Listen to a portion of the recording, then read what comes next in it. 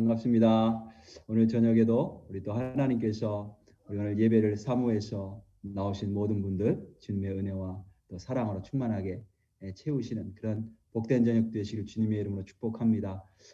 오늘 제가 조금 일찍 들어와서 한 15분 전부터 찬양을 틀었어요. 그래서 앞으로 지난번 부흥회 때 보니까 좀 일찍 들어오셔서 찬양 같이 하면서 이렇게 기도하고 또 말씀 듣고 하면 자연스럽고 굉장히 좋더라고요. 그래서 앞으로 우리 수요 예배 드릴 때에 미리 일찍부터 찬양을 틀 테니까 좀 일찍 들어오셔서 찬양하시면서 함께 기도하시는 마음으로 예배를 준비하고 또 하나님을 이렇게 또 찬양했으면 좋겠습니다.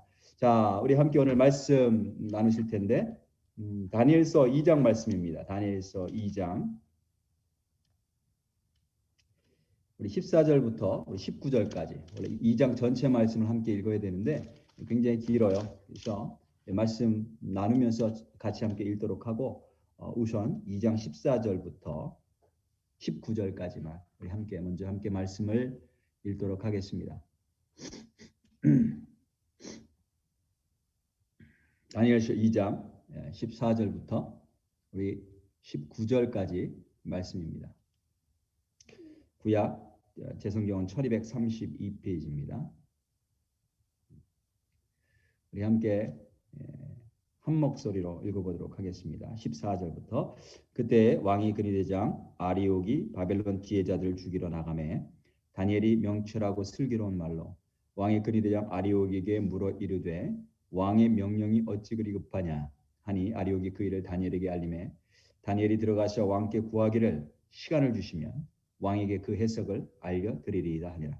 이에 다니엘이 자기 집으로 돌아가서 그 친구 하나냐와 미사엘과 아사랴에게 그 일을 알리고 하늘에 계신 하나님이 이 은밀한 일에 대하여 불쌍히 여기사 다니엘과 친구들이 바벨론의 다른 지혜자들과 함께 죽임을 당하지 않게 하시기를 그들로 하여금 구하게 하니라. 이에 이 은밀한 것이 밤의 환상으로 다니엘에게 나타나 보임에 다니엘이 하늘에 계신 하나님을 찬송하니라. 아멘. 우리 함께 기도하도록 하겠습니다. 하나님 아버지, 오늘 이 저녁에도 또 예배를 사모하고 또 사랑하는 성도들과 함께 주님을 예배하는 이 시간이 얼마나 귀하고 복된 시간인지 알아서 주님 앞에 당신의 자녀들이, 당신의 백성들이, 당신의 종들이 나왔습니다.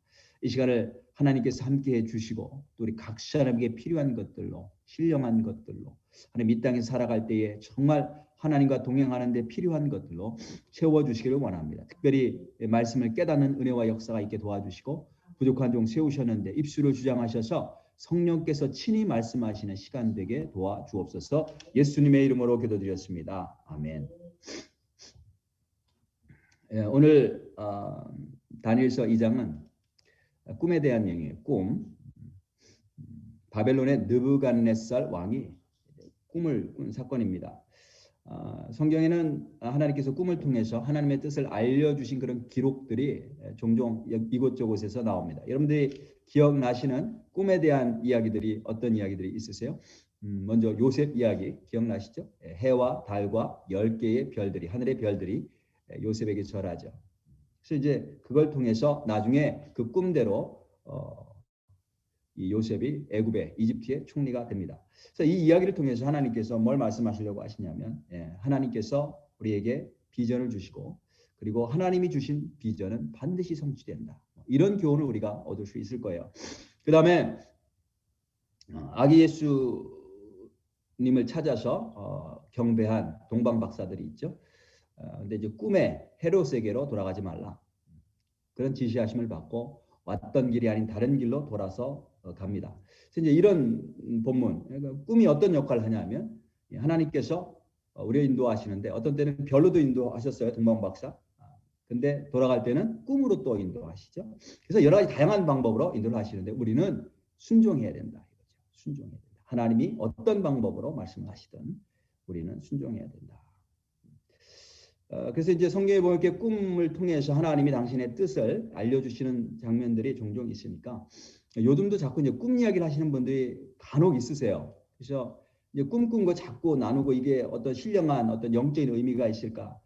그것에 잡하시는 분들이 있는데 물론 지금도 하나님께서 꿈을 통해서 우리를 인도하시고 말씀하실 수가 있습니다. 하나님은 뭐 제한이 없으신 분이시죠. 어떠한 방법도 다 사용하실 수 있어요. 그런데 성경에 나오는 이 꿈으로 인도하실 때의 이 상황들을 보면 아직 하나님의 계시가 완성되지 않았을 때, 그럴 때예요. 성경도 아직 완성이 안 됐고, 성경이 완성된 후라도, 구약 성경 같은 경우 완성이 된 후라도 이것이 일반적으로 모든 사람들에게 다 이렇게 전달되지 않았던 때, 그럴 때 하나님께서 여러 가지 다양한 방법으로 우리를 인도하셨단 말이죠. 때로는 율법을 주시기도 하시고, 그죠? 모세오경. 그다음에 선지자들을 계속해서 보내셔서 말씀하시기도 하시고, 또 꿈을 통해서 말씀하시기도 하시고. 근데 이제는 완전한 계시를 하나님께서 우리에게 주셨어요. 완전한 계시. 계시가 뭐냐면 하나님이 누구신지 알려주시는 거죠. 하나님이 원하시는 뜻을 알려주시는 거예요. 그게 계시예요. 완전한 계시가 우리에게 주어졌는데 무엇이냐면 예수님이세요. 예수 그리스도. 예수 그리스도를 통해서 우리는 하나님이 어떤 분이신지, 하나님이 원하시는 뜻이 무엇인지 분명하게 우리가 알 수가 있습니다. 그 다음에 그 예수님에 대해서 증거하는 것이 성경 말씀이에요. 성경도 또한 완전한 증거죠. 완전한 계시가 되죠. 그래서 우리가 뭐 이제 꿈을 통해서 이렇게 하나님께서 말씀하실 수도 있는데, 사단도 많이 역사하고, 또 우리가 개인적인 그런 어떤 욕구나 이런 것들이 있을 때 꿈으로 나타나기도 하고, 이런 것들 사실 분별하기 어려워요. 그래서 어떠한 방법으로 하나님께서 우리를 인도하시든 항상 우리의 기준은 예수 그리스도가 되어야 되고, 항상 우리의 기준은 성경 말씀이 되어야 될 줄로 믿습니다. 성경 말씀. 그렇죠? 자, 오늘 본문 이제 꿈을 통해서 바벨론 왕 느부갓네살에게 말씀하시는데 이게 주제는 아니라는 거예요. 제가 왜 이런 말씀을 드리냐면, 이렇게 꿈을 통해서 하나님이 말씀하시고 꿈 해석이 참 중요하겠구나, 이렇게 잘못된 길로 이렇게 빠져나가면 안 된다는 거죠. 빠지시면 안 된다는 거예요. 자, 오늘 본문 말씀 통해서 하나님께서 우리에게 주시려고 하시는 메시지가 무엇일까? 자, 어느 날 이 바벨론 왕 느부갓네살, 그 당시에 대왕이라고 이게 호칭이 됐어요. 아주 위대한 왕이죠. 심상치 않은 꿈을 꿉니다. 그게 이제 1절과 2절 나오는데 한번 보겠어요. 여러분들 성경을 이렇게 펴시고 함께 읽어가면서 말씀을 나누겠습니다. 1절, 2절. 느부갓네살이 다스린 지 2년이 되는 해에 느부갓네살이 꿈을 꾸고 그로 말미암아 마음이 번민하여 잠을 이루지 못한지라. 야, 그 꿈이 도대체 어떤 꿈이길래 잠을 못 잘 뿐만이 아니라 마음이 괴로운 거예요. 왕이 그의 꿈을 자기에게 알려주도록 박수와 술객과 점쟁이와 갈대아 술사를 부르라 말하며 그들이 들어가서 왕의 앞에 선지라. 아무리 세상을 정복한 인물이라 할지라도 굉장한 사람입니다. 바벨론 그 느부갓네살 왕은 아주 젊어서부터, 제가 알고 있기로는 25살 때부터 세상을 정복하던 그런 용사였어요. 근데 아무리 세상을 정복한 인물이라 할지라도 꿈 하나에 괴로워서 잠을 못 자는 거예요. 이게 우리 인간의 모습입니다. 꿈이 너무 생생하고 두렵기도 하고, 또 무엇보다도 이게 굉장히 중요한 꿈이구나, 이걸 직감적으로 알게 되는 거죠. 떠나지 않고 굉장히 중요한 꿈이구나. 그리고 신들이 준 메시지다, 이렇게 생각을 하는 거예요. 이제 꿈이 너무너무 괴롭히니까, 자신을 괴롭히니까 이 꿈을 해석하게 하기 위해서 나라의 최고 무당과 점쟁이, 점성술사들을 부릅니다. 여기 보면 2절에 보면 뭐 박수, 무당이죠. 술객, 마술사, 점쟁입니다. 갈대아 술사라고 번역이 되는데, 이 갈대아라고 하는 말은 원래 바벨론 사람들을 갈대아인 이렇게 부르기도 하거든요. 근데 갈대아라고 하는 단어의 의미는 원래 어떤 의미냐면 별을 보고 이렇게 점을 치는 사람이에요. 별을 보고, 별의 움직임, 이걸 보고 이 땅의 어떤 운명이나 운세를 이야기하는 그런 사람들이에요. 그래서 이 바벨론은 이 점성술이 굉장히 많이 발달했다고 그래요. 그래서 이런 최고의 사람들을 다 불렀어요. 그리고 나서 이 바벨론 왕 느부갓네살이 뭐라고 그들에게 이야기를 하냐면, 자기가 꾼 꿈의 해석을 말하라고 하지 않고 자기가 꾼 꿈을 먼저 알아맞히라고 요구를 하는 거예요. 그게 이제 우리 4절부터 한번 보면 이렇게 나와 있습니다. 4절부터 6절까지 한번 볼게요. 갈대아 술사들이 아람 말로 왕에게 말하되, 왕이여 만수무강하옵소서. 왕께서 그 꿈을 종들에게 이르시면 우리가 해석하여 드리겠나이다 하는지라. 왕이 갈대아인들에게 대답하여 이르되, 내가 명령을 내렸나니 너희가 만일 꿈과 그 해석을 내게 알게 하지 아니하면 너희 몸을 쪼갤 것이며 너희의 집을 거름더미로 만들 것이요. 야, 왜 이렇게 화가 나는지 몰라요? 그죠? 꿈을 알아맞히라. 못 알아맞히면 이제 이렇게 그 사람들만 처참시키는 것이 아니고 그 집안 전체를 다 멸족시키겠다. 이런 말씀, 이런 이야기죠. 6절 보니까 너희가 만약 꿈과 그 해석을 보이면 너희가 선물과 상과 큰 영광을 내게서 얻으리라. 그러니 꿈과 그 해석을 내게 보이라 하니. 야, 이거 뭐 어느 날 아침에 갑자기 왕이 불러서 가는데 이거 뭐 청천벽력과 같은 말이에요. 꿈을 이야기를 하면 뭐 이렇게 두리뭉실해서 해석을 뭐 줄 수도 있겠는데 도대체 무슨 꿈을 꾸었는지 그 꿈 자체를 알아맞히라고 하니까 이게 뭐 정말 당황스러운 거죠. 이게 뭐 억지도 아니고 어떻게 그 꿈을 알아맞힐 수 있겠어요? 자, 왕이 이렇게 요구한 이유가 뭘까요? 술사들, 궁궁 안에서도 뭔가 왕과 이 술사들, 이 마술사들, 또 점쟁이들 간에 어떤 뭐 그게 있었던 것을 우리가 알게 됩니다. 8절에 왕이 대답하여 이르되 내가 분명히 아노라 너희가 나의 명령이 내렸음을 보았으므로 시간을 지연하려 함이로다. 9절에 너희가 만일 이 꿈을 내게 알게 하지 아니하면 너희를 처치할 법이 오직 하나이니 이는 너희가 거짓말과 망령된 말을 내 앞에서 꾸며 말하여 때가 변하기를 기다리라 함이라. 이제 그 꿈을 내게 알게 하라. 그리하면 너희가 그 해석도 보일 줄을 내가 알리라. 자, 이거 굉장히 무리한 요구인데 꿈을 알아맞히라. 왜 이런 무리한 요구를 했는가? 몇 가지 이유가 있을 거예요. 첫 번째, 이 꿈이 너무 중요한 거예요. 굉장히 중요하다. 자기의 인생을 좌우할 수 있는 꿈이다. 이런 생각을 하게 된 거죠. 그래서 이 해석이 맞는지 안 맞는지 어떻게 하느냐? 꿈을 알아맞히면 당연히 그 해석도 100% 맞을 것이다. 그죠? 꿈을 알아맞힌다면. 그런 기본적인 이유예요. 그 다음에 무당과 점쟁이들 뭐 맞출 수 있죠. 용한 점쟁이들이 있습니다. 귀신이 역사하기 때문에 맞출 수 있어요. 근데 언제나 맞추는 건 아니에요.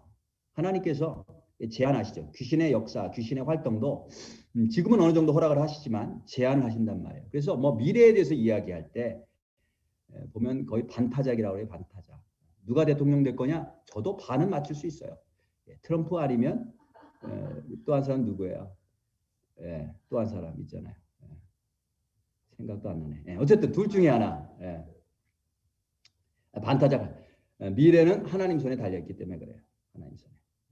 그래서 느부갓네살이 이렇게 보면 여러분들이 이제 다니엘서를 이미 읽으셨고 큐티를 해 보셨으면 알겠지만 영적으로 굉장히 민감한 사람이에요. 단순히 무술과 뭐 이게 군사력, 뭐 이렇게 군사적인 리더십만 탁월한 사람이 아니고 영적으로 굉장히 민감하고 나중에 이제 하나님을 경외하게 되는데 그렇게 굉장히 영적으로도 이렇게 깨어 있는 사람이었단 말이에요. 그래서 이전에 이 마술사들하고 점쟁이들, 무당들이 뭐 대충 둘러댔을 경우도 있었겠죠. 다 알고 있었던 거예요.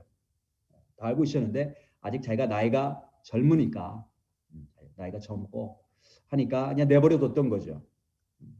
그러면 이제 술사들이 알아서 왕도 적당하게 속이고 했던 거 다 알고 있었는데 이번 기회를 통해서 확실하게 정리를 하려고 하는 겁니다. 세 번째, 가장 중요한 이유. 왜 왕이 이렇게 무리한 요구를 했을까? 왜 이렇게 무리한 요구를 했을까? 이 성경을 통해서 우리에게 알려주시려고 하시는 거. 10절하고 11절에 나옵니다. 보니까 2장 10절 갈대아인들이 왕 앞에 대답하여 이르되 이 세상에는 왕의 그 일을 보일 자가 한 사람도 없으므로. 맞죠? 그죠? 여러분들 제가 지난밤에 꾼 꿈을 알아맞힐 수 있겠어요? 단 한 사람도 맞출 수 없어요. 어떤 크고 권력 있는 왕이라도 이런 것으로 박수에게나 술객에게나 갈대아인들에게 물은 자가 없었나이다. 야, 이거 왕에게 완전히 이제 마지막이니까 이제 막 가는 거죠. 그 어떤 왕도 이런 걸 물은 사람이 없다. 당신 도대체 뭐냐? 이런 거예요. 11절에 아무도 그 누구도 맞출 수가 없는데 11절에 이렇게 얘기를 했어요. 그들이 왕께서 물으신 것은 어려운 일이라 육체와 함께 살지 아니하는 신들 외에는 왕 앞에 그것을 보일 자가 없나이다.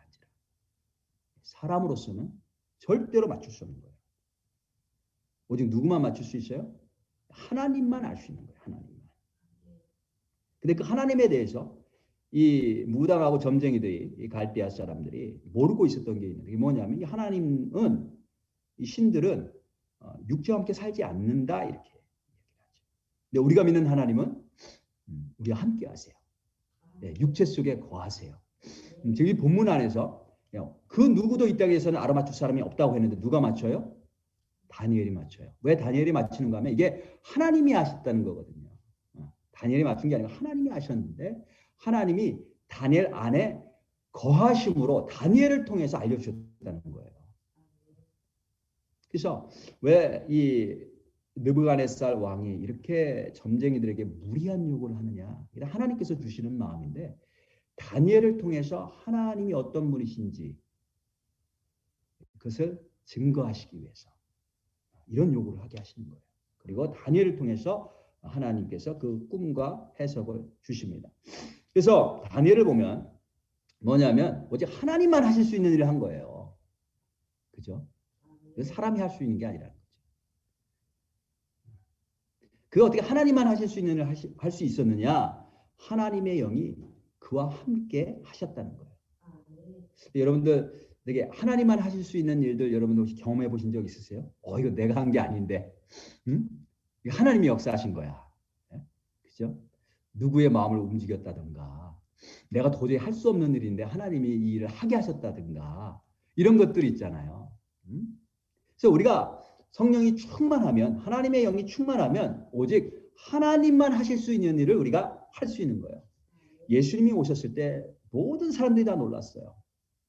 그 가르치시는 권위가 다른 사람과 같지 않더라 이거예요. 이거 하늘에서 내려온 거다. 이 권세가. 그 다음에 모든 종류의 기적들, 죽은 자들 살리는 것부터 시작해서 온갖 병자들, 문둥병자들 고치는 것들, 오직 하나님만 하실 수 있는 것을 예수님이 하신 거예요. 그리고 제자들에게 예수님께서 약속하셨어요. 너희는 이보다 더 큰 일을 하리라. 어떻게 그렇게 큰 일을 할 수 있을까요? 예수님께서는 제자들의 삶을 이미 그리고 계셨어요. 이렇게. 너희들이 이러한 삶을 살 거야. 예수님 머릿속에 그리고 계셨던 그 삶이 뭐냐면 하나님의 영으로 충만해서 사람들은 할 수 없는 거를 하면서 다니는 거죠. 하나님을 증거하고 나타나는 일들. 그런 삶을 살게 될 것이다. 말씀하셨어요. 그래서 오늘 이 다니엘을 보면 이 본문을 통해서 예수님께서 그리셨던 제자들의 삶, 주의 영이 충만해, 하나님의 영이 충만해서 사는 사람들의 삶이 어떤 삶인가?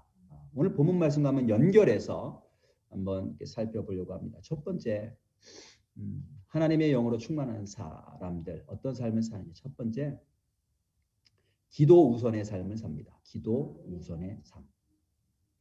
우리가 이제 1장을 우리가 지난 주일날 함께 말씀을 나눴는데 다니엘이 뜻을 정하고 채소만 먹었는데 채소와 물만 먹었는데 열흘 만에 얼굴에 윤기가 흘렀어요. 광채가 난 거죠. 어떻게 이렇게 됐을까요? 제가 이렇게 금식을 해봤다고 말씀드렸죠. 얼굴이 노랗게 되더라고요. 윤기가 나는 게 아니라 광채가 나는데 그게 채소의 위력이 아니고 하나님이 함께 하셨다는 거죠. 함께 하셨는데 어떻게 그러한 일들이 일어났는가? 그들이 열흘 동안 채소만 먹고 가만히 있었던 게 아니고 기도했어요. 기도. 자, 1장을 읽으면서 사람들이 궁금한 거예요. 아니 어떻게 채소만 먹는데 산의 진미를 먹은 사람보다 얼굴에 윤기가 더 날 수 있었을까?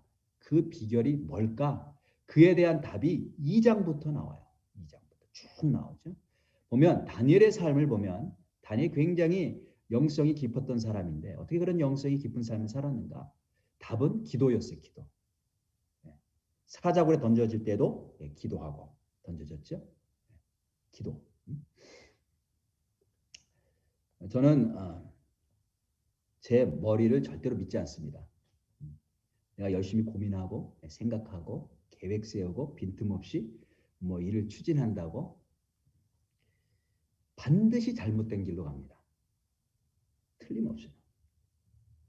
기도하지 않으면 결코 일이 잘 될 수가 없어요.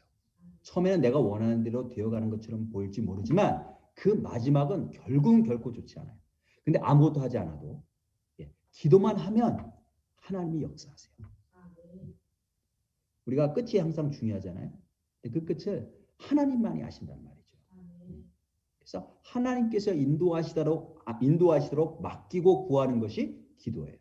그래서 본문을 통해서 첫 번째 우리에게 주신 가장 중요한 메시지가 뭐냐면 성도는 무엇보다도 기도를 가장 먼저 해야 된다. 가장 먼저 해야 된다. 다니엘이 죽게 되었을 때 그가 가장 먼저 했던 거. 오늘 갑자기 죽이러 온 거예요, 사람들이.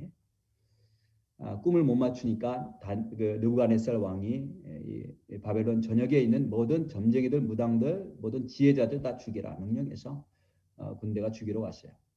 그 소식을 듣고 낭망하거나 원망하거나 포기하거나 좌절한 게 아니고 다니엘이 가장 먼저 그 소식을 듣고 한 게 뭐냐면 기도였죠. 기도. 16절에 보면 16절부터 17절, 18절 한번 보겠습니다. 다니엘이 들어가서 왕께 구하기를 시간을 주시면 왕에게 그 해석을 알려드리리이다 하니라. 이에 다니엘이 자기 집으로 돌아가서 그 친구 하나냐와 미사엘과 아사랴에게 그 일을 알리고 하늘에 계신 하나님이 이 은밀한 일에 대하여 불쌍히 여기사 다니엘과 친구들이 바벨론의 다른 지혜자들과 함께 죽임을 당하지 않게 하시기를 그들로 하여금 구하게 하니라. 다니엘이 왕에게 가서 지금 바로 죽이지 마시고 시간을 좀 주십시오 요청했어요. 왜 시간을 달라고 요청했어요? 기도하기 위해서. 다니엘에게 시간이 필요했는데 어떤 시간이 필요했는가 하면 다른 것을 위한 시간이 아니고 기도할 시간이 필요했던 거예요. 그래서 그 기도할 시간을 달라는 거죠. 왜 기도를 해요? 기도하면 왕의 꿈을 알 수 있다라고 하는 믿음이 있었어요. 다른 술객들, 점쟁이들, 무당들은 그걸 도대체 우리가 어떻게 하느냐, 불가능하다 이렇게 이야기를 했는데 다니엘은 기도하면 알 수 있다. 이런 믿음이 있었단 말이죠. 16절을 다시 한번 보시면 다니엘이 들어가서 왕께 구하기를 시간을 주시면 그다음에 뭐라고 그래요? 왕에게 그 해석을 알려드리리이다. 야, 굉장한 확신이죠. 기도하면 우리 하나님이 이 문제를 해결해 주실 것이다. 그죠? 저에게 필요한 거는 기도하는 시간이 필요해요. 우리가 다른 것도 물론 열심히 해야 되지만 기도 없이 하는 것들은 다 소용이 없다는 거죠. 우리가 한 해 동안 가장 하지 못했던 것이 무엇인가? 가장 중요한 것은 기도예요. 기도하는 시간이 부족했다는 거죠. 기도하는 시간을 많이 갖지 못했다는 거예요. 새해가 이제 다가오는데 새해 준비를 어떻게 할 것인가? 새해를 맞이하면서 가장 중요한 것이 무엇인가? 나에게 가장 필요한 시간, 이것이 무엇인가? 기도하는 시간이라는 거예요. 다니엘은 우리가 그가 참 머리도 명석하고 뭐 이렇게 굉장히 탁월하게 막 성공도 하고 뭐 이런 것들에 우리가 굉장히 많이 마음을 뺏기는데 그게 중요한 게 아니고 다니엘의 모습을 보면 가장 먼저 기도하는 시간을 가졌다라는 거죠. 화급할 때 필요한 것 기도하는 시간이다. 중요한 일, 내게 필요한 가장 중요한 일이 뭐냐? 기도하는 시간이다. 다니엘이 기도할 때 사람이 알 수 없는 그 은밀한 것을 알게 되고 생명을 건지게 됩니다. 하나님이 다니엘을 사랑하셨을까요? 굉장히 사랑하셨겠죠. 하나님 사랑하셨어요. 그런데 만일 다니엘이 기도하지 않았다면 그는 살 수 없었을 거예요. 죽었을 것입니다. 기도해서 살아난 거죠. 그래서 본문을 통해서 보면 우리에게 가장 필요한 게 뭐냐? 가장 중요한 게 가장 우선적으로 중요한 것이 무엇이냐? 기도하는 시간이다.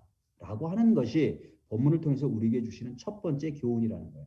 그다음에 기도할 때 이거 보니까 다니엘이 기도하는 모습을 보니까 기도할 때 또 함께 기도하는 것이 중요하다라는 것을 우리에게 알려주세요. 다니엘이 혼자 기도하지 않고 누구를 찾아가서요? 친구 하나냐, 미사엘, 아사랴 찾아가서 함께 기도하자. 다니엘은 기도하는 사람이었어요. 그래서 기도가 왜 중요한지, 얼마나 중요한지를 알았어요. 기도하는 방법도 알았죠. 실제로 그런 기도의 능력도 체험했어요. 채소만 먹고 기도하면서 3년 동안 다른 아이들하고 경쟁했는데 왕이 나중에 테스트해 보니까 일장에 뭐라고 그래요? 그 아이들뿐만이 아니고 바벨론 전역에 있는 모든 지혜자들보다 그 지혜가 뛰어난데 10배나 뛰어나더라. 10배나 뛰어나더라. 그게 기도를 통해서 오는 하나님이 주시는 총명함이죠.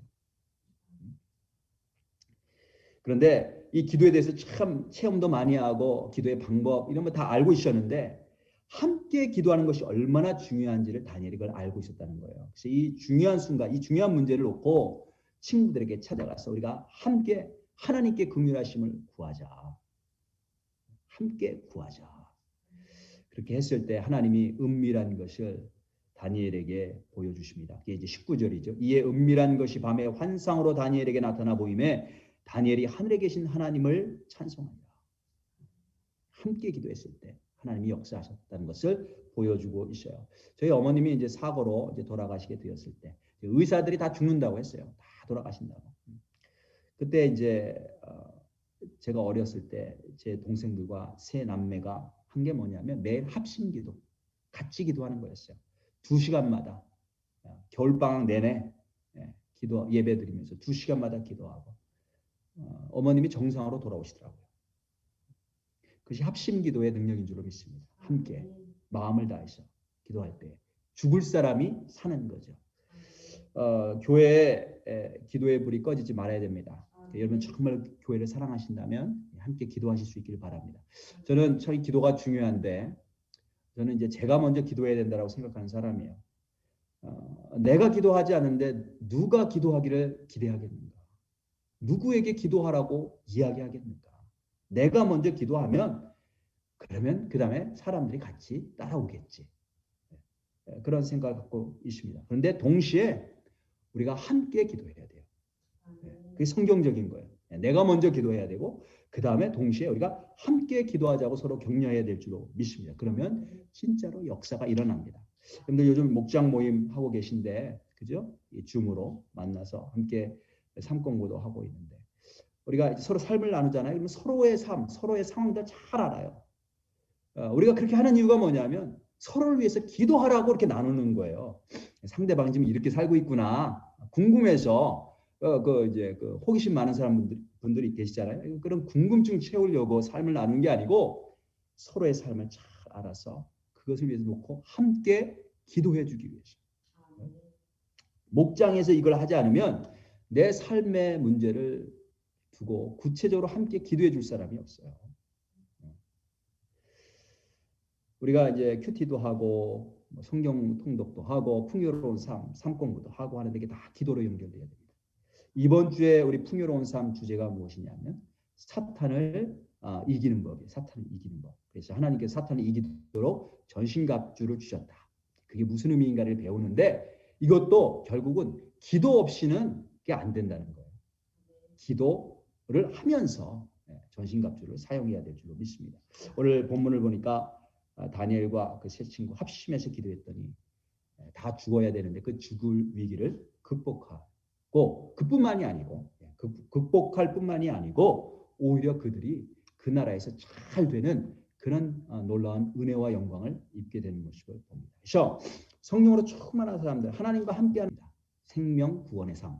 오늘 본문에 보면 두 번째 메시지가 뭐냐? 두 번째 중요한 메시지. 다니엘이 다른 생명들을 살렸다는 거죠. 여기서 보면 다니엘이 자신의 생명만 돌보고 자신만 살려고 하지 않았어요. 다른 생명을 살립니다. 다니엘이 이제 왕에게 나아가셔 이야기할 때에 24절 한번 볼까요? 24절. 아리오기에 가서 이야기해요. 24절 보면 이에 다니엘은 왕이 바벨론 지혜자들을 죽이라 명령한 아리오기에게로 가서 그에게 이같이 이르되 바벨론 지혜자들을 죽이지 말고 나를 죽이지 말고 이렇게 하지 않고 뭐라고 그래요? 바벨론 지혜자들을 죽이지 말고 나를 왕의 앞으로 인도하라. 그리하면 내가 그 해석을 왕께 알려드리리이다 하니. 죽고 사는 문제가 걸리면 대부분 자기 목숨이 중요합니다. 다른 사람의 목숨을 생각하지 못하죠. 근데 다니엘은 죽고 사는 문제가 걸렸는데 다른 바벨론 지혜자들의 목숨을 생각해요. 그들을 죽이지 말라. 그렇게 이야기를 하죠. 이 바벨론 지혜자들, 무당들, 다 어떤 사람들이에요? 이방인들이죠. 경쟁자가 될 수가 있어요. 나중에 이 사람들 가운데 얼마가 다니엘을 죽이려고 모함을 합니다. 근데 그럼에도 불구하고 다니엘은 그들의 생명을 귀하게 여겼어요. 정작 그들의 왕인 느부갓네살 왕은 다 죽이려고 했어요. 근데 다니엘은 죽이지 말라는 거예요. 이게 바로 우리를 살리시기 원하시는 하나님 아버지의 마음인 줄로 믿습니다. 그러니까 하나님의 영이 다니엘 안에 있었던 거예요. 우리 같으면 야, 저 다른 술사들, 점쟁이들 잘 됐다. 니들 이거 다 못 맞췄으니까 지금 다 죽이고 나만 맞췄으니까 내가 진짜다. 나 혼자 영광 받기를 원하겠죠. 근데 다니엘은 그렇지 않았다라고 하는 거예요. 우리 팬데믹 상황 그래서 정말 나 혼자 살기도 굉장히 많은 스트레스가 있고 긴장도 되고 그래요. 바빠요. 내 가족들 챙기는 것도 뭐 정신이 없어요.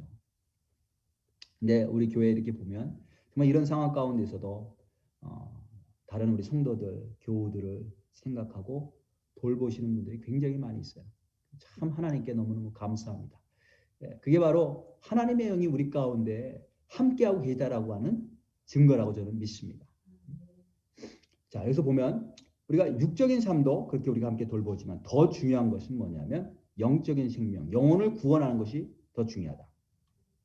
여기 다니엘을 보면요. 다른 사람의 육신의 생명도 구했을 뿐만이 아니라 다니엘이 한 역할 가운데 참 여기서 또 이렇게 딱 드러나는 게 무엇인가 하면 느부갓네살 왕이 하나님을 발견하고 하나님 앞에 경배하도록 그를 인도하는 역할을 해요. 그래서 46절 우리 뒤로 일단 돌아가서 보시면 46절 47절에 보면 이 다니엘로 인해서 나중에 느부갓네살이 하나님을 경배하죠. 46절에 보면 이에 느부갓네살 왕이 엎드려 다니엘에게 절하고 다니엘에게 절한 게 아니고 사실은 다니엘 속에 있는 하나님을 그가 체험하고 그 앞에 경배할 수밖에 없었던 거죠. 명하여 예물과 향품을 그에게 주니라. 왕이 대답하여 다니엘에게 이르되 너희 하나님은 참으로 모든 신들의 신이시요 모든 왕의 주제시로다. 내가 능히 이 은밀한 것을 나타내었으니 네 하나님은 또 은밀한 것을 나타내시는 이시로다. 이 다니엘이 한 일, 모든 술사들 생명을 구한 것뿐만이 아니고 영적으로 바벨론 왕, 그 느부갓네살 왕이 하나님을 알고 그 앞에 경배하도록 이끌었다라고 하는 거예요. 우리 주변에 예수님을 믿지 않는 분들이 참 많이 있죠. 그분들을 우리가 하나님께로 인도할 수 있는 그 역할을 감당할 수 있기를 바랍니다. 이제 곧 성탄이 다가와요. 벌써 이제 성탄절 시즌이 됐죠. 성탄의 의미가 뭘까요? 예수님이 이 땅에 오신 걸 왜 우리가 기뻐해야 되나요? 예수님이 이 땅에 오신 이유가 뭐냐면 잃어버린 영혼들 구원하시고 죽은 영혼들을 다시 살리시러 이 땅에 오신 거예요. 그래서 우리가 성탄을 준비하면서 우리 안에 마음을 품어야 될 마음이 바로 이 예수님의 마음이죠. 죽어가는 영혼들, 잃어버린 영혼들이 어디 있을까? 이를 위해서 기도하고 이들을 구원하는데 주님 내가 쓰임받게 도와주시옵소서. 그렇죠? 우리가 그렇게 마음을 가지면 틀림없이 하나님이 성령을 통해서 역사하실 줄로 믿습니다. 우리 식구들 가운데 아직 안 믿는 자녀들, 또 배우자들, 부모님들, 형제들, 또 우리 아는 친구들 가운데 멀리 떨어져 있지만 친하진 않지만 내 카톡에 있는 명단 가운데 있는 사람들, 하나님 앞에 나와 예배드리지 않는 사람들, 연락 주시고 사람으로 아무도 물으시고 그 다음에 교회 예배 링크 보내셔서 초청하시고 자꾸 하시는 거예요. 그들이 그것을 받아들이든 받아들이지 않든 우리의 역할은 그들이 정말 하나님께로 인도되어서 하나님을 알고 하나님을 경배하는 하나님의 백성으로 구원받는 것. 이것이 우리의 마음에 가득 채워져야 될 줄로 믿습니다. 그래서 성령으로 충만한 하나님의 영으로 충만한 사람들의 두 번째 삶이 뭐냐면 생명을 구원하는 삶이죠. 영혼을 구원하는 삶. 첫 번째는 뭐였어요? 기도를 가장 우선으로 여기는 삶. 두 번째는 생명을 구원하는 삶. 세 번째 마지막으로 영원한 나라 백성의 삶입니다. 영원한 나라 백성의 삶. 마지막 메시지. 영원한 나라가 있어요. 그리고 그 나라 백성으로 사는 게 중요합니다. 우리가 이 땅에서 아무리 많이 기도하고 그 돌을 닦는 분들 있죠. 도교. 거의 몇 시간씩 기도하잖아요. 몇 시간씩 돌을 닦습니다. 그러니까 아무리 많이 기도하고 꿈도 보고 해석도 해도 할지라도 또 세상적으로 굉장히 인정받고 성공할지라도 우리가 영원한 생명이 없으면 아무런 소용이 없는 거죠. 다니엘이 왕이 꾼 꿈을 마칩니다. 32절부터 35절인데 우리 한번 보겠습니다. 어떤 꿈의 내용인가? 이 바벨론 왕이 꾼 꿈 32절부터 35절까지 말씀. 그 우상의 머리는 순금이요 가슴과 두 팔은 은이요. 한번 머릿속으로 상상해 보세요. 배와 널쩍다리는 노시요 그 종아리는 쇠요 그 발은 얼마는 쇠요 얼마는 진흙이었나이다. 또 왕이 보신즉 손대지 아니한 돌이 나와서 신상의 쇠와 진흙의 발을 쳐서 부서뜨리매 그때의 쇠와 진흙과 녹과 은과 금이 다 부서져 여름 타작마당에 겨같이 되어 바람에 불려 간 곳이 없었고 우상을 친 돌은 태산을 이루어 온 세계에 가득하였나이다. 그래서 어떤 신상을 봤는데 그 신상의 그 각 부분마다 물질이 다르다는 거예요. 근데 이 각 부분마다 다른 이 물질들이 나라들을 상징합니다. 나라들을 상징해요. 그래서 이제 금은 뭐예요? 바벨론이에요. 바벨론. 금. 금보다 귀한 게 어디 있겠어요?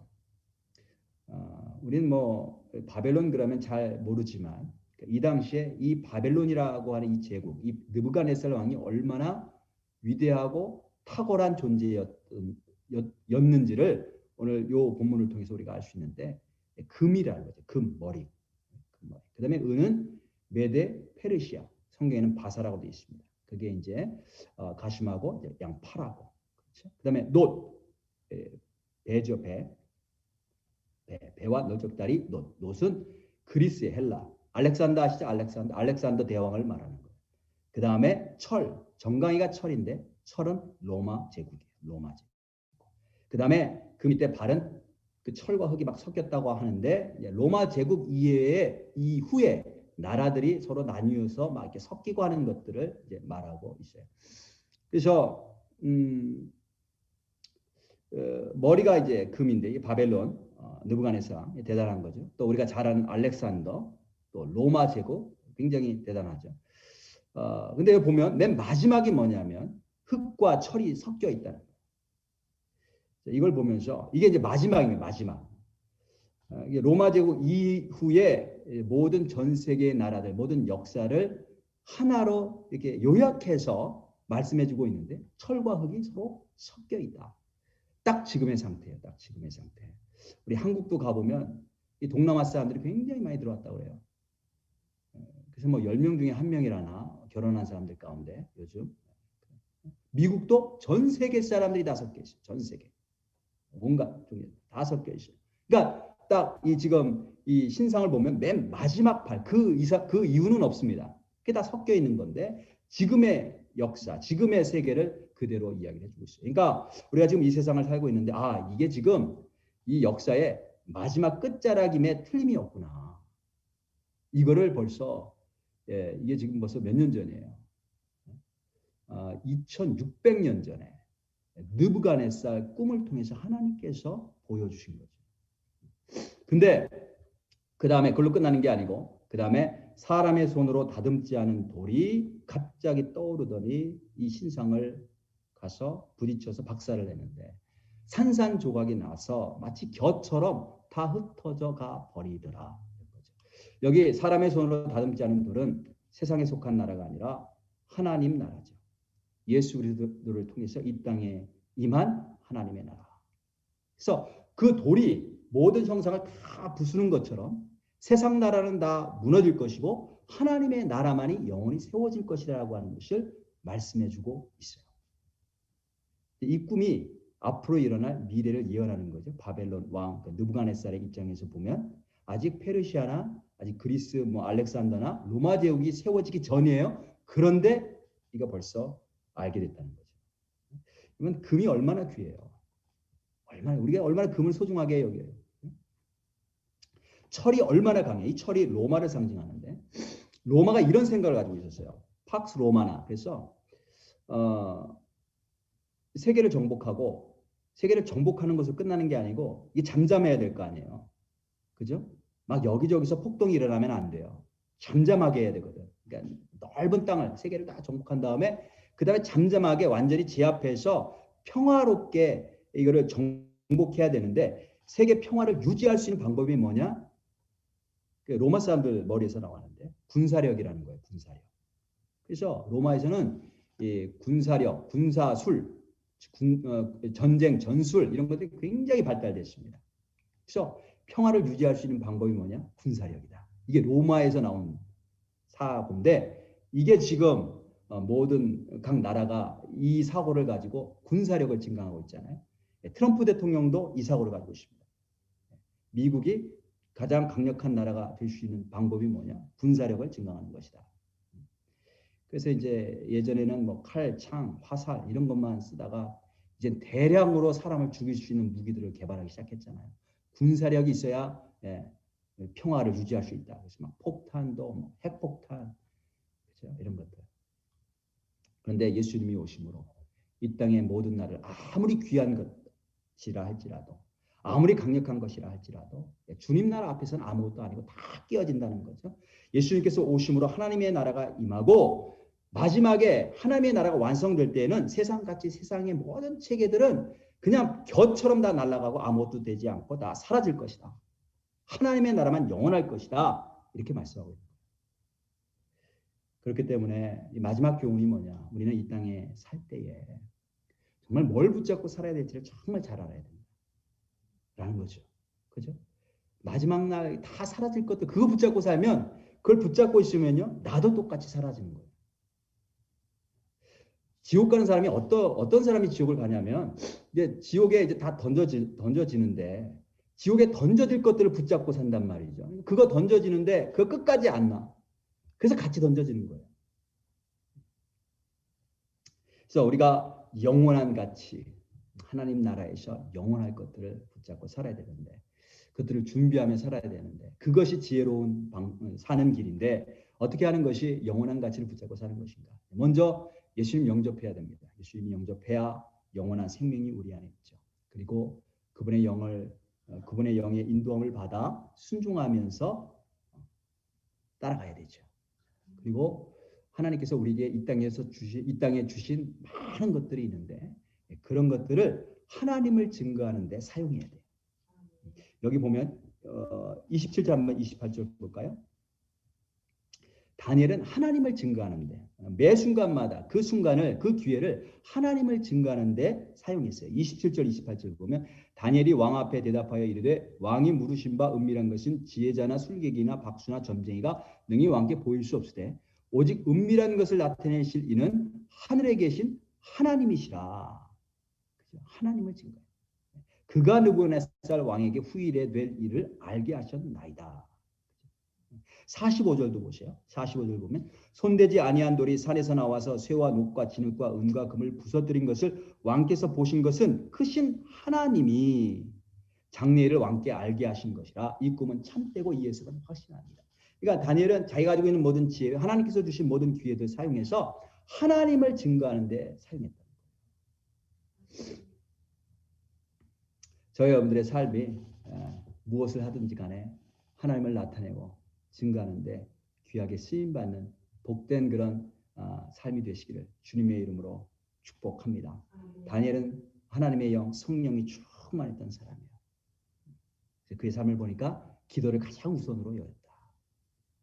우리도 그런 삶을 살기를 원합니다.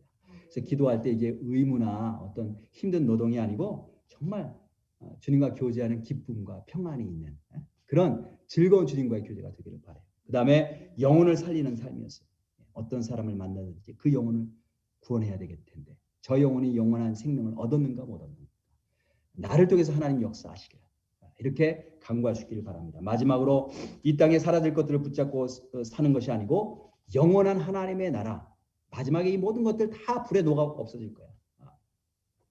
하나님 앞에 영원한 것들 그것을 붙잡으면서 사는 그런 지혜로운 그런 복된 주님의 성도들이 나와주시길 주님의 이름으로 축복합니다. 자, 우리 함께 오늘 말씀 생각하면서 함께 기도하는 시간 좀 갖도록 하겠습니다. 하나님 아버지 함께 통성으로 기도하실 텐데요. 하나님 제가 정말 하나님의 영으로 충만한 삶을 살기를 원합니다. 오늘 다니엘의 모습을 통해서 하나님께서 보여주신 것 세상 사람들 하지 못하는 많은 것들이 있는데 오직 하나님만이 하실 수 있는 것들 그런 것들을 행하심으로 말미암아 하나님이 어떤 분이신지 세상에 나타내시기를 원하시는 줄 믿습니다. 그 일을 위해서 다니엘을 선택하셨습니다. 다니엘은 하나님을 경외하는 사람이었고 하나님 말씀에 순종하는 사람이었고 하나님 앞에 무릎을 꿇는 사람이었기 때문에 하나님께서 그를 선택하셨습니다. 하나님 이 땅 사는 동안에 우리의 삶도 우리 삶을 통해서 하나님이 드러나는 그런 삶을 살기를 원합니다. 먼저 가장 우선적으로 기도를 먼저 할 수 있는 그런 아버지의 성령 충만한 하나님의 기도의 사람이 될 수 있도록 인도하여 주옵소서. 하나님 그리고 내 주변에 아직까지 예수를 믿지 않은 사람들이 있다면 그들을 주께로 인도하는데 나를 사용하여 주시기를 원합니다. 그 사람이 어떤 사람이든지 간에 하나님 주의 복음을 증거하고 끊임없이 하나님을 나타내는데 나를 사용하여 주옵소서. 지금 이 땅 사는 동안에 매 순간마다 나에게 주신 많은 것들이 있는데 정말 영원한 것들을 위해서, 영원한 나라를 위해서 사용하고 또 영원한 나라에 남는 그런 가치 있는 것들을 붙잡으며 살아갈 수 있도록 인도하여 주옵소서. 우리 함께 통성으로 오늘 말씀 생각하면서 나에게 주신 말씀, 내 마음에 부딪히게 하신 말씀 붙잡고 통성으로 함께 기도하도록 하겠습니다. 기도하시겠습니다. 하나님 아버지 감사합니다. 오늘도 하나님께서 우리를 사랑하시고 인도하여 주셔서 오늘도 하나님 아버지 주의 말씀을 통하여서 다니엘의 삶을 통하여서 내가 어떤 삶을 살아야 될지 알게 하시니 감사합니다. 하나님 먼저 기도하게 하시옵소서. 기도가 얼마나 중요한지 알게 하시옵소서. 무릎 꿇는 할아버지 주의 종이 되게 하시고 하나님께서 맡겨주신 사명들을 기도로 하나님 아버지 감당할 수 있도록 아버지 하나님 아버지 인도하여 주시옵소서. 하나님 영혼들을 살리는 마음이 내 안에 있기를 원합니다. 하나님 주의 영으로 충만해졌을 때에 하나님 아버지와 영혼들을 불쌍히 여기며 영혼들을 살리는데 그 마음을 쏘는 줄로 믿사옵니다. 내 안에 하나님 아버지와 영혼들의 아버지와 영혼 구원에 대한 마음과 열정이 식어졌다면 내 안에 성령께서 하나님 역사하지 않고 하나님 성령에 대한 많은 소욕들이 사라졌음을 기억하며 하나님 다시 한번 무릎 꿇고 성령 충만함을 구하며 하나님 아버지의 마음을 구할 수 있도록 인도하여 주옵소서. 무엇보다 하나님 영적인 것들, 영원한 것들, 영원한 가치를 붙잡고 살아갈 수 있기를 원합니다. 성령님 도우시옵소서. 성령님 도우시옵소서. 역사하여 주시옵소서. 하나님 아버지 감사합니다. 오늘 이 저녁에 우리를 하나님 불러주시고 예배드리면서 다시 한번 하나님의 뜻은 무엇인가, 오늘 이 시간 이 땅에서 살아가는 나에게 주시는 그 음성을 들을 수 있도록 도우시니 감사합니다. 성령 충만한 삶을 살게 하시고 그 성령의 인도하심을 따라 기도하면서 많은 영혼들을 구원하며 또 하나님 영원한 하나님의 나라, 변하지 않는 그 영광의 나라, 그 나라를 붙잡고 그 나라의 가치를 위해서 살아갈 수 있는 인생 될 수 있도록 축복하여 주옵소서. 이제는 우리 주 예수 그리스도의 은혜와 하나님 아버지의 원하신 사랑과 성령의 감동감화 역사 충만하심이 오늘 이 저녁에 주 앞에 나와 주의 말씀을 듣고 정말 성령 충만하게 다시 한번 기도의 사람 되기를, 다시 한번 영혼을 구원하는 하나님의 사람 되기를 소원합니다. 다시 한번 하나님의 나라를 붙잡고 살기로 결단하고 돌아가는 당신의 귀한 백성들 머리머리 위에 지금부터 영원까지 함께 하시기를 간절히 축원하옵나이다. 아멘.